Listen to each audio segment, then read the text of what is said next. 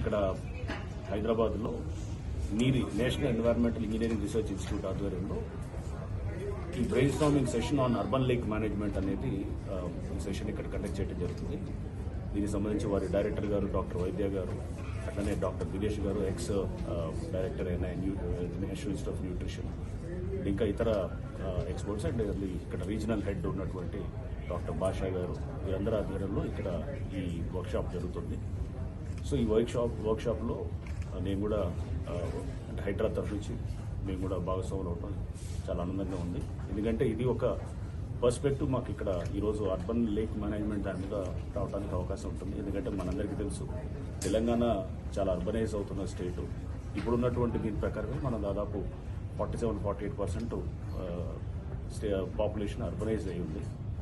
So మనకి దాదాపు ఇదే పద్ధతిలో వెళ్తే కనుక around 75-80% of the state is likely to be urbanised by 2050.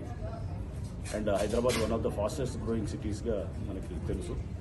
So ఈ అర్బనైజేషన్ దీంతో ఈ చెరువులన్నింటినీ కూడా కాపాడుకోవాల్సిన ఆవశ్యకత ఇంకా ఎక్కువ ఉంది. ఎందుకంటే అంత చెరువుల చుట్టూ ఎంక్రోచ్మెంట్స్ అవ్వటం ఇవన్నీ కూడా దీంతో హైడ్రా రావడానికి ప్రధానమైన కారణం కూడా అదే.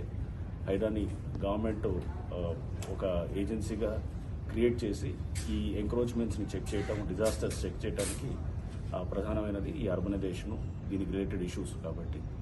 సో మేము ఈ హైడ్రా కూడా ఈరోజు ఇక్కడ ఈ వర్క్షాప్లో భాగస్వాములై మేము కూడా ఇక్కడ ఎన్వైరన్మెంటల్ ఎక్స్పర్ట్స్ చాలామంది కూడా వారి అభిప్రాయాల్ని రకరకాల అంటే ఈ సమస్యకి అర్బన్ లేక్ మేనేజ్మెంట్ దీన్ని ఎలా చేయాలి, దీనికి ఇష్యూస్కి వాళ్ళ పర్స్పెక్టివ్స్ కూడా వినాలనే దీంతో ఆతృతతో ఉన్నాం. మేము కూడా ఈ మధ్య మేము ఇంజనీరింగ్ చీఫ్స్ అట్లానే చాలామంది చీఫ్ ఇంజనీర్స్ మైన్ ఇరిగేషన్ వాళ్ళతోటి కూడా వర్క్షాప్ పెట్టాము.